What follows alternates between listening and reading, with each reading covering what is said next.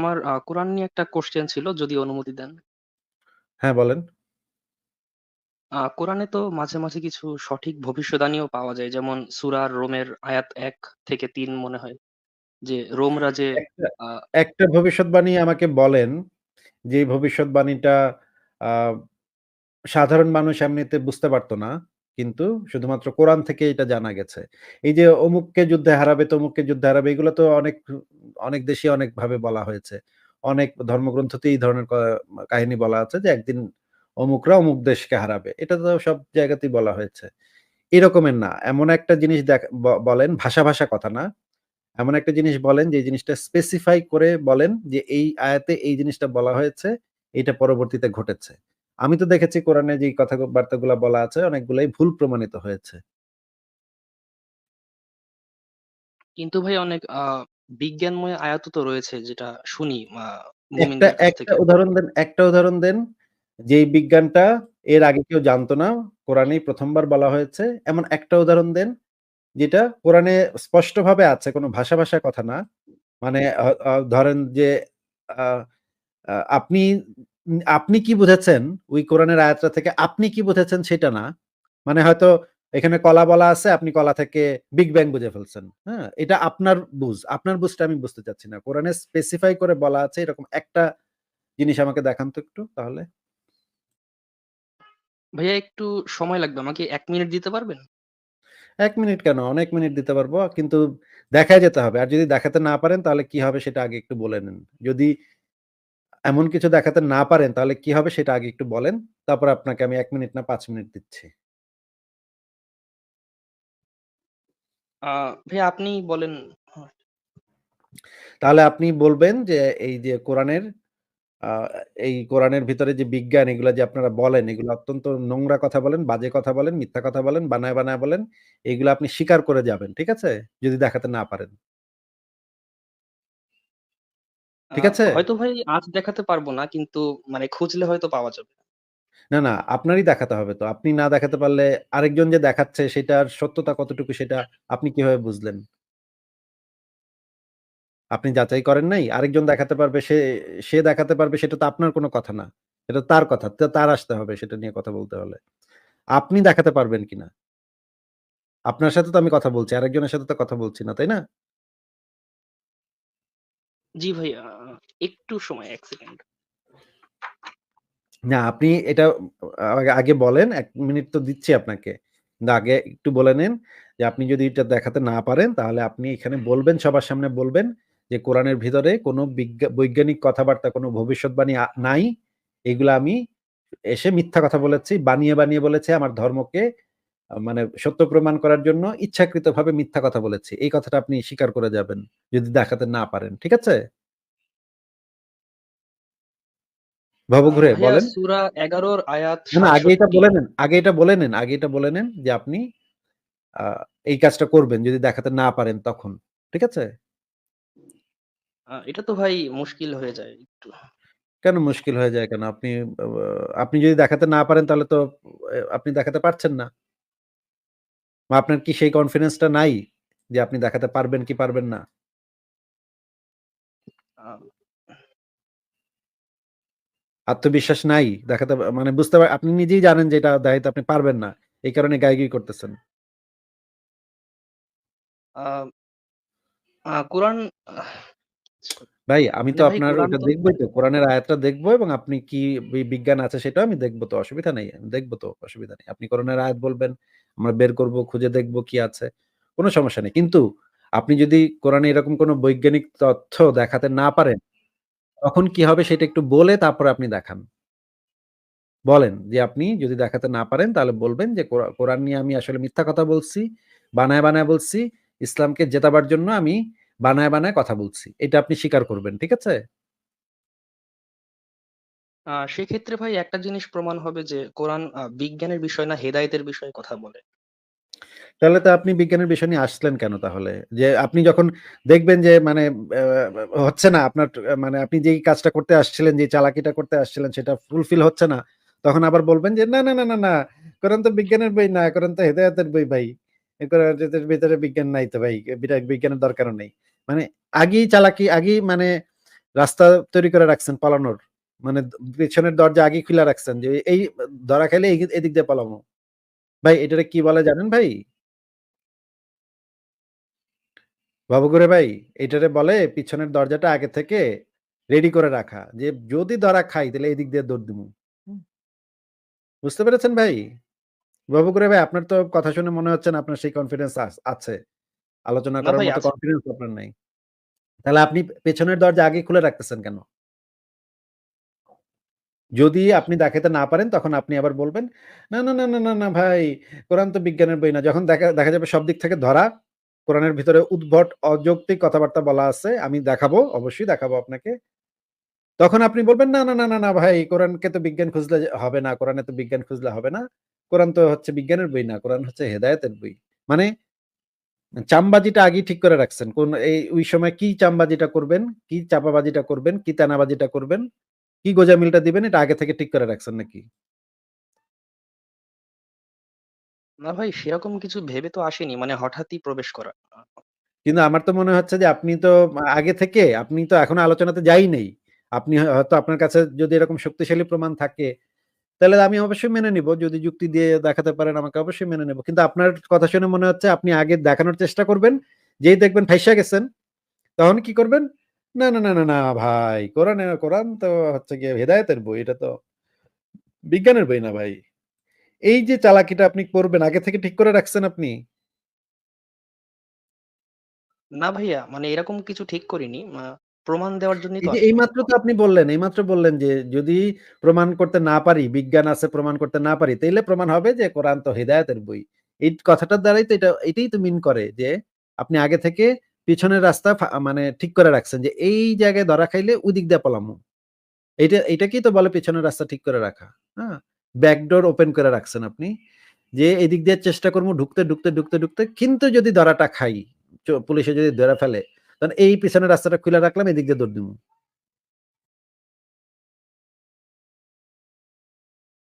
ভাই, ভবঘুরে ভাই, এটা তো একটা অসৎ কাজ করছেন আপনি। আপনার তো মানে কণ্ঠ থেকেই বোঝা যাচ্ছে যে আপনি একটা অসৎ উদ্দে মানে আপনার নিজের ভিতরে honesty নাই। আপনি নিজেই বুঝতেছেন আপনার কথাগুলা সত্য না। নিজেই জানেন আপনি। না ভাইয়া সত্যই। আপনি নিজে জানেন দেখেই তো আপনি এটা বললেন। যে যদি এটা প্রমাণ হয় আপনি এটাও বলছেন না যে আপনাকে আমি বললাম যদি আপনি কোরআন থেকে বিজ্ঞান দেখাতে না পারেন তখন কি করতে হবে আপনার সেটা বলে দিলাম। তখন আপনি বললেন যে, "না এটা আপনি বলবেন না। কারণ আপনার ভিতরে সেই কনফিডেন্স টা নাই যে কোরআনের ভিতরে কোন ধরনের বৈজ্ঞানিক তথ্য আছে।" কোরআনের ভিতরে কিভাবে থাকবে? কোরআন তো একটা আ আরব দস্যুর লিখিত যে হচ্ছে ধর্ষণকারী যে হচ্ছে শিশু ধর্ষণ করছে, যে হচ্ছে গনিমতের মাল নিয়ে ভোগ করছে, মেয়েদেরকে তুলে এনে ভোগ করছে। এরকমের একজন দস্যু সর্দারের লিখিত একটা বই। এটার ভিতরে বিজ্ঞান কিভাবে থাকবে? ওই বেটা তো মানে অশিক্ষিত মূর্খ ছিল। আপনি নিজেও জানেন যে সেটার ভিতরে কোন ধরনের এই ধরনের কোন কথাই নাই। এই কারণেই আপনি আগে থেকে রাস্তা তৈরি করে রাখছেন। যে কিভাবে পিছলাবেন। নাকি ভাই? তাহলে ভাই বর্বর হলে এত বিরাট একটা জ্ঞানী বই কিভাবে লিখলো? জ্ঞানী বই কোথায়? এর থেকে অনেক জ্ঞানী বই তো হোমার লিখেছে। মহাকবি হোমার তো ২ টা মহাকাব্য লিখেছে 'ইলিয়াড' 'ওডিসি'। আর এটার জ্ঞানী বই কোথায়? এটার ভিতরে তো আছে অমুসলিমরা নিকৃষ্ট জীব, ওদেরকে মাইরা ফেলা, কাইট্টা ফেলা, গনিমতের মাল বানা, মানে ওদেরকে তুলে নিয়ে আয়, ওদেরকে যেখানেই পাও হত্যা করো, ওঁৎ পেতে বসে থাকো, আর নিজের কিছু প্রশংসা। আল্লাহ নিজের প্রশংসায় নিজেই পঞ্চমুখ। সারাক্ষণ নিজের প্রশংসা করতেছে। আমি এইটা, আমি সেইটা, আমি দয়ালু, আমি করুণাময়। মানে পাতায় নিজের প্রশংসা। এই কি রে ভাই? তুই কি মানে মানে নিজের প্রশংসা কেউ এইভাবে নিজের করতে পারে? এটা তো ভাই মানে একটা ব্যাপার। এত স্রষ্টা তো প্রশংসা কেউ করতেই পারে নিজের প্রশংসা। কেন করতে পারে? কে বলছে আপনারে করতে পারে? আপনাকে অন্যান্য ধর্মেও তো নিজের প্রশংসা নিজেও করেছে। মানে অন্য ধর্ম করেছে দেখে আপনার ধর্মেও করতে হবে। মানে মনে করেন আমি নিজের প্রশংসা করতেছি। আমি করুণাময়, আমি দয়ালু, আমি এটা, সেটা। এগুলা কেমন কথা? এগুলা কি উদ্ভট কথা? নিজের প্রশংসা সারাক্ষণ একজনের প্রশংসা অন্য আরেকজন মানুষ করতে পারে। কিন্তু ওই বেটা নিজে বইসা আমার তোমাদের সবার আমারে প্রশংসা করতে হবে সারাক্ষণ। খালি প্রশংসা চায়। মানুষের কাছ থেকে খালি প্রশংসা চায়। ওই প্রশংসা না করলে সে চিত্তে যায়। এ কি ভাই? এ কি মাথা খারাপ নাকি? এই লোকের মাথা খারাপ নাকি? মানে আচ্ছা ভাই আপনার আল্লাহ কি বিজ্ঞানের আপনার কি আয়াতটা একজন দেখাই। না, না, বিজ্ঞানের আয়াতটা অবশ্যই আমরা দেখব। কিন্তু আপনি আগে এটা বলে নেন যে আপনি যদি বিজ্ঞানের আয়াত কোনো দেখাতে না পারেন, তাহলে আপনি এটা বলবেন যে আমি আ কোনো বিজ্ঞানের আয়াত দেখাতে পারি নাই। কোরআনের ভিতরে কোনো বৈজ্ঞানিক তথ্য নাই। আমি মিথ্যি এগুলা আপনার সামনে এসে বলেছি যেন ইসলামকে মিথ্যা দিয়েও হলেও সত্য প্রমাণ করা যায়। এই কাজটা করার জন্য আপনি এসছেন, এটা আপনি স্বীকার করবেন। তারপরে আমি দেখব অবশ্যই। না ভাই, মিথ্যা বলার জন্য তো আসিনি। মানে এটা প্রমাণ হবে যে আমি ভুল জেনেছি। আমি স্বীকার করব। আচ্ছা ঠিক আছে দেখান বলেন। কত নম্বর আয়াত বলেন। কি আছে সেটা একটু আগে বলেন, তারপরে বলেন কত নম্বর আয়াত। আ ভাই, সমস্ত প্রাণীর উৎপত্তি যে পানি থেকে, এরকম একটা আয়াত ছিল। সমস্ত প্রাণীর উৎপত্তি পানি থেকে এটা তো বহু গ্রন্থে এর আগে বলা আছে। মানে আচ্ছা ঠিক আছে। আমি আপনাকে দেখাচ্ছি, হ্যাঁ?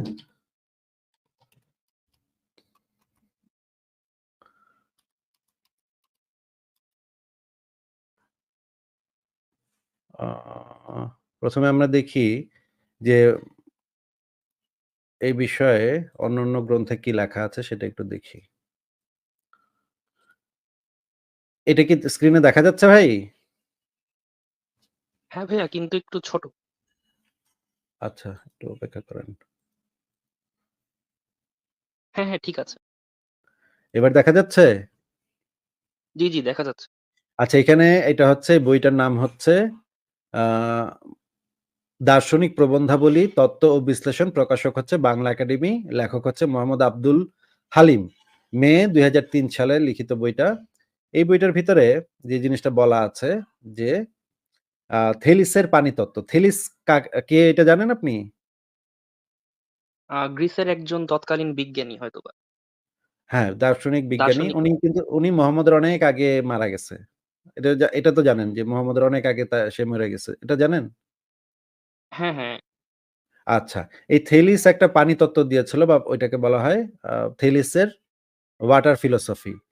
থেলিস ওইখানে লিখে গেছেন, তিনি মনে করতেন পানি হচ্ছে সমস্ত দ্রব্যের মূল বা আদি কারণ। পানি থেকেই সবকিছুর উৎপত্তি এবং পানিতেই সবকিছু বিলীন হচ্ছে। পৃথিবী মহাসমুদ্রে ভাসমান একটি পানি হতে প্রয়োজনীয় সার সংগ্রহ করে। এই বিশ্বব্রহ্মাণ্ডের সবকিছুই পানির নানা রূপান্তর মাত্র। এই তথ্যগুলা ভুল ছিল কিন্তু তারপরেও সে অত্যন্ত পুরোনো দিনের একজন মানে পণ্ডিত ব্যক্তি। তিনি মনে করতেন পৃথিবী মহাবিশ্বের সমস্ত কিছু পানি থেকে উৎপত্তি হয়েছে। তো এ তো মুহাম্মদের অনেক আগে বলে গেছে যে সবকিছু পানি থেকে উৎপত্তি। তাহলে আমরা দেখি কোরআনে কি বলা আছে। কোরআনে যেটা বলা আছে, মহাবিশ্ব সৃষ্টির আগে আল্লাহর আরশ ছিল পানির উপরে। এটা বলা আছে সূরা হুদের ৭ নম্বর আয়াতে। এটা পড়েছেন না ভাই আপনি? হ্যাঁ, হ্যাঁ, সূরা হুদ ৩৭ নম্বর আয়াত। সূরা হুদে বলা আছে মানে মহাবিশ্ব সৃষ্টির এই যে তিনি সর্বশক্তিমান যিনি সৃজন করেছেন আসমান ও জমিনকে ৬ দিবসে আর সিংহাসন আসীন ছিলেন যা ছিল পানির উপরে। আসীন ছিলেন, তিনি সিংহাসনে আসীন ছিলেন মানে past tense বোঝা যাচ্ছে ভাই? আচ্ছা, জি ভাই, পাস্ট টেন্স। যা ছিল পানির উপরে মানে তার সিংহাসন, তার আরশটা ছিল পানির উপরে। এটা হাদিসে বলা আছে যে সহিহ বুখারী ৭৪২৭ নম্বর হাদিসে বলা আছে, তখন তার আরশ পানির উপর ছিল। মানে হচ্ছে মহাবিশ্ব সৃষ্টির আগে যখন কোনো কিছুই সৃষ্টি হয় নাই তখন তার আরশটা পানির উপর ছিল। বোঝা যাচ্ছে ভাই? জি, জি, এটা তো হাদিস থেকেই দেখাচ্ছে। আচ্ছা এবার দেখি আমরা বাইবেলে এই বিষয়ে কি বলা আছে। বাইবেলে একই কথা বলা আছে। বাইবেলে আপনি যদি বাইবেল পড়েন, বাইবেল আদি পুস্তক ১ নম্বর মানে ১ নম্বর, ২ নম্বর, ৩ নম্বর থেকে ৭ নম্বর ভার্সে যেটা বলা আছে, অন্ধকারে আবৃত ছিল জলরাশি আর ঈশ্বরের আত্মা সেই জলরাশির উপর ভেসে বেড়াচ্ছিল। তারপরে ঈশ্বর বললেন, জলকে ২ ভাগ করার জন্য আকাশমণ্ডলীর ব্যবস্থা হোক। তাই ঈশ্বর আকাশমণ্ডলের সৃষ্টি করে জলকে পৃথক করলেন। মানে এখানেও একই কথা বলা আছে। আচ্ছা এবার দেখি হিন্দু ধর্মগ্রন্থে কি বলা আছে। হিন্দু ধর্মগ্রন্থের ভিতরে আ দেবা দেবানাগারি আ অয়কান আ অযোধ্যাকাণ্ড সর্গ ১১১ শ্লোক ৩ এ যেটা বলা আছে, "At the beginning all this was water from which the earth was created. Thereafter the self-extinct Brahma along with the gods came into existence." মানে এটার বাংলা আপনি বুঝে নিয়েন। এটার প্রায় কাছাকাছি কথা মহাভারতেও বলা আছে। মহাভারতে মহাবিশ্বের সৃষ্টি সম্পর্কে যেটা বলা আছে, মহাভারত আদি শান্তিপ পর্ব অষ্টাধিক দ্বিশততম অধ্যায় প্রজাপতি বিবরণ সৃষ্টি বিস্তার। এখানে যেটা বলা আছে, সমগ্র বিশ্ব এক ঘোরতর অন্ধকারে নিমজ্জিত ছিল। পরম ব্রহ্ম নিজ তেজে সেই অন্ধকার দূর করে জল সৃষ্টি করলেন। সেই জলে সৃষ্টির বীজ নিক্ষেপ করলে একটি অতিকায় সুবর্ণ অণ্ড বা ডিম সৃষ্টি হয়। দেখা যাচ্ছে ভাই? হ্যাঁ, হ্যাঁ, দেখা যাচ্ছে। আচ্ছা। তার মানে কোরআনে তো এই মানে পানি থেকে সবকিছুর সৃষ্টি এটা তো কোরআন ১ম বলে নাই। কোরআনের অনেক আগে হিন্দু ধর্মগ্রন্থ, তারপরে বাইবেল, থেলিস এরা সব বাইবেলে গেছে নাকি? হ্যাঁ, মানে আপনি বলতে চাচ্ছেন আগেও এটা মানুষ জানতো এরকম? এটা তো বহু পুরনো কথা। মানে থেলিসের আমল থেকে প্রচলিত কথা যে পানি থেকে সবকিছুর সৃষ্টি। থেলিস যেহেতু অত্যন্ত গুরুত্বপূর্ণ দার্শনিক ছিলেন গ্রিসের, তার মতবাদটা সারা পৃথিবীতে বেশ প্রচার পায় এবং মানুষ তখন তার এই মতবাদটাকে গ্রহণ করে। একটা প্রতিষ্ঠিত মতবাদ ছিল সেই সময়। এই মতবাদই কোরআনে বলা আছে। কিন্তু এই কথাটা তো ঠিক না। মানে এটা যদি আমরা ওই সময় তো ভাই পরবর্তীতে এরকম কিছু বলেছিল যে বায়ু, অগ্নি, পানি এসব থেকে সব সৃষ্টি। এরকম কিছু। বা আমি আপনাকে দলিলগুলা দেখাচ্ছি না? আপনি কি দলিলগুলা দেখতে পাচ্ছেন না? জি, জি, দেখতে পাচ্ছি। আমি আপনাকে থেলিসের যে পানি তত্ত্ব সেটা দেখাই নাই? হ্যাঁ, হ্যাঁ, দেখিয়েছেন। আচ্ছা, আচ্ছা, বুঝতে পেরেছি। তো আশ্চর্য কথাবার্তা মানে আমি তো বুঝলাম না। আপনাকে আমি দলিল মানে বই বের করে দেখাচ্ছি তারপর আপনি উল উল্টা বুঝতেছেন কোত্থেকে কি বুঝতেছেন বুঝলাম না তো। আমি আপনাকে দলিল বের করে হিন্দু ধর্মগ্রন্থে বাইবেল, তারপর হচ্ছে থেলিসের যে মানে পানি তত্ত্ব সেটাও আপনাকে আমি বই বের করে দেখাইলাম। এরপর আপনি কি বলতেছেন ভাই এই সমস্ত? তার মানে আমরা দেখতে পেলাম যে পানি থেকে সবকিছুর সৃষ্টি এইটা কোরআন তো ১ম বলেই নাই। ২ নম্বর কথা হচ্ছে পানি থেকে মহাবিশ্বের সৃষ্টি এটা একটা ভুল কথা। কারণ হচ্ছে এই যে দেখেন পানি আর আল্লাহর আরশ ছিল, পানির উপরে ছিল। তার মানে মহাবিশ্ব সৃষ্টির আগে পানি সৃষ্টি হইছে নাকি? এখান থেকে বলেন তো ভালো এটাই করে। বোঝা যাচ্ছে। তাহলে মহাবিশ্ব সৃষ্টির আগে পানি কিভাবে তৈরি হয়? যখন অক্সিজেন, হাইড্রোজেন তৈরি হয় নাই। মহাবিশ্বের উৎপত্তির সময় তো হাইড্রোজেন, হিলিয়াম এগুলা তৈরি হইছে। এরপরে অন্যান্য মৌলিক পদার্থগুলা তৈরি হইছে। যখন অক্সিজেন, হাইড্রোজেন, অক্সিজেন কিছুই তৈরি হয় নাই, তখন পানি কোত্থেকে আসলো ভাই?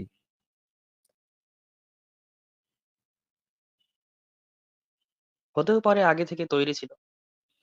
তাহলে আগে থেকে তৈরি থাকলে তো তাহলে তো আর তাহলে তাহলে তো মহাবিশ্ব তৈরি হয়েছে পানির ভিতর থেকে, পানির মধ্য থেকে। এটাই তো কোরআন বলছে সবকিছু পানি থেকে। সবকিছু পানি থেকে কিভাবে? মানে মহাবিশ্বের উৎপত্তি তো পানি থেকে না। পানি তো একটা যৌগিক পদার্থ। যৌগিক পদার্থের মূলে থাকে ২ টা পানির ভেতরে ২ টা মৌলিক পদার্থ আছে। হাইড্রোজেন এবং অক্সিজেন। এগুলো পড়েছেন স্কুলে কখনো? হ্যাঁ, হাইড্রোজেনই তো তাহলে ১ম যে মৌলিক দ্রব্য। সেখান হাইড্রোজেনের থেকেই তো উৎপত্তি তো বাকিগুলো। মহাবিশ্ব সৃষ্টির মানে শুরুতে তো হাইড্রোজেন সৃষ্টি। মহাবিশ্ব সৃষ্টির মহাবিশ্বের উদ্ভবের শুরুতে হাইড্রোজেনের সৃষ্টি। তাহলে হাইড্রোজেনই যেখানে নাই, তৈরি হয় নাই সেখানে কিভাবে পানি আসবে কোত্থেকে?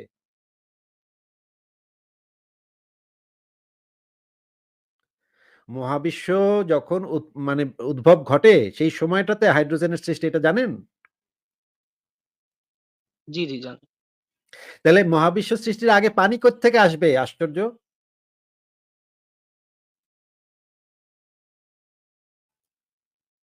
মানে একটা কিছু বললেই হইল। মানে যা ইচ্ছা বললেই হইল। মানে ইসলামে বলা আছে মহাবিশ্ব সৃষ্টির আগে পানি ছিল। পানির উপরে ভাসতেছিল সবকিছু। এগুলো তো গাঁজাখুরি কথা ভাই। এটার ভিতরে আপনি বিজ্ঞান পাইছেন?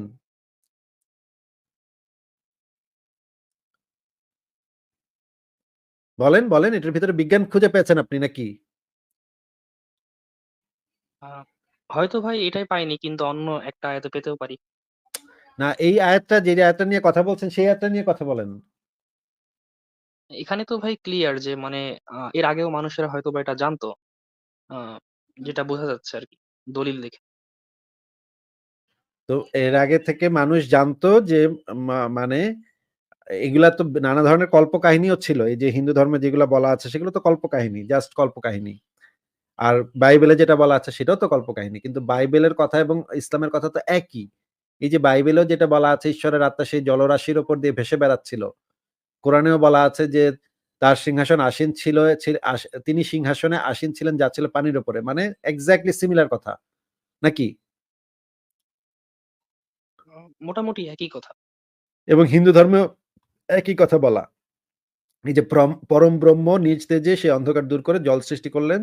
সেই জলে সৃষ্টির বীজ নিক্ষেপ করলে একটি অতিকায় সুবর্ণ অণ্ড বা ডিম সৃষ্টি হয়। সেই অন্ডের মধ্যে পরম ব্রহ্ম স্বয়ং প্রবেশ করলেন। তারপর অন্ড ২ ভাগে বিভক্ত হয়। এই যে মানে কথা তো একই। কিন্তু এই কথাগুলো একটাও তো মানে কোন বিজ্ঞানের সাথে কোন মিল নেই। এগুলো তো প্রাচীনকালের আজগুবি সমস্ত গাঁজাখড়ি আজগুবি কথাবার্তা। এগুলো পড়লেই তো বোঝা যায় যে এগুলো প্রাচীনকালের মানে যারা একটু মূর্খ ছিল, যাদের এই জ্ঞানগুলা ছিল না তারা এই সমস্ত বানায়, বানায় লিখছে। এগুলো তো পড়লেই বোঝা যাচ্ছে। বলেন এটার ভিতরে আপনি বিজ্ঞান খুঁজে পাচ্ছেন? এটা বৈজ্ঞানিক কথা। এটা বৈজ্ঞানিক তত্ত্ব। মহাবিশ্ব সৃষ্টির আগে আল্লাহর আরশ ছিল পানির উপরে। তিনি সিংহাসনে বইসেছিলেন পানির উপরে। এটার ভিতরে আপনি বিজ্ঞান পাইছেন। সিরিয়াসলি।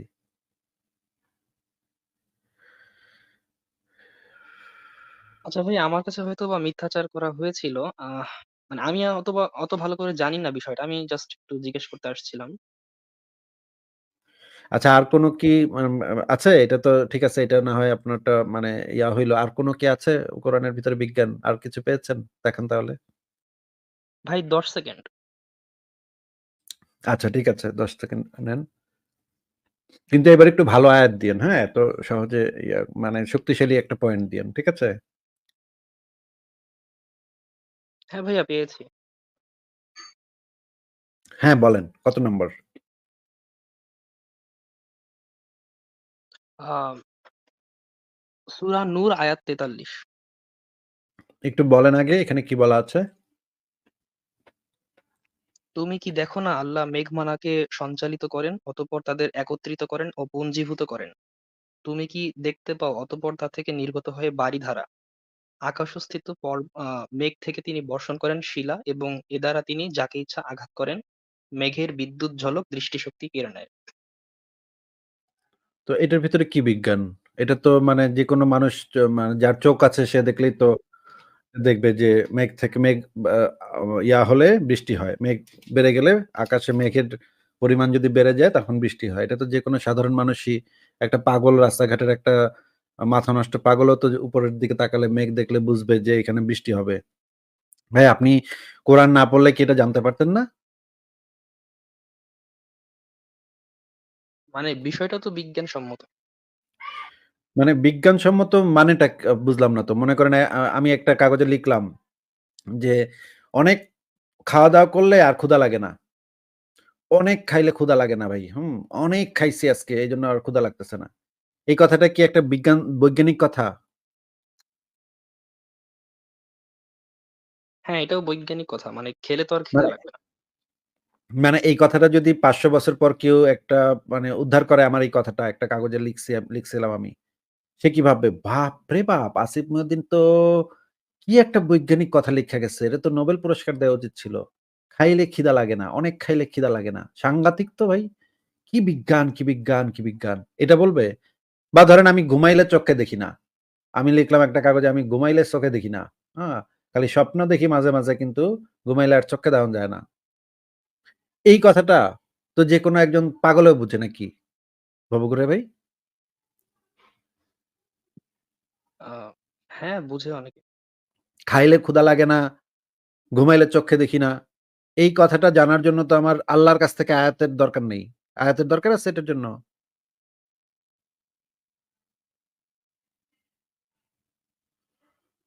মনে করেন আমি একটা কাগজে লিখলাম ১০ তালা থেকে যদি নিচে আপনি লাফ দেন, মাটিতে লাফ দেন, তাহলে আপনি বসকায় যাবেন। মইরা যাওয়ার সম্ভাবনা সমূহ। ১০ তালা থেকে লাফ দিলে নির্ঘাত মরবেন। এই কথাটা যদি আমি একটা কাগজে লিখি এটা কি বিজ্ঞানের কথা? এটা মানুষ আগে জানত না? এটা আল্লাহ পাকের হ্যাঁ, বলতে হবে? এটা আল্লাহ পাকের বলতে হবে যে তুই ১০ তলা থেকে লাফ দিলে তুই মরবি। এটা কি ভাই মানে অদ্ভুত তো অদ্ভুত তো কথাবার্তা। আকাশে মেঘ হইলে বৃষ্টি হয়। এর তো ভাই মোহাম্মদের বাপের জন্মের ১৪,০০০ বছর আগের থেকে মানুষ জানে। আকাশের দিকে যে তাকাইছে, যে কয়েকবার তাকাইছে সেই জানে যে বেশি মেঘ হইলে কালো রঙের মেঘ হইলে বৃষ্টি হবে। এবং মাঝে, মাঝে বিদ্যুৎও চমকাবে। বৃষ্টির সময় তারা দেখছে বিদ্যুৎ চমকাইতে।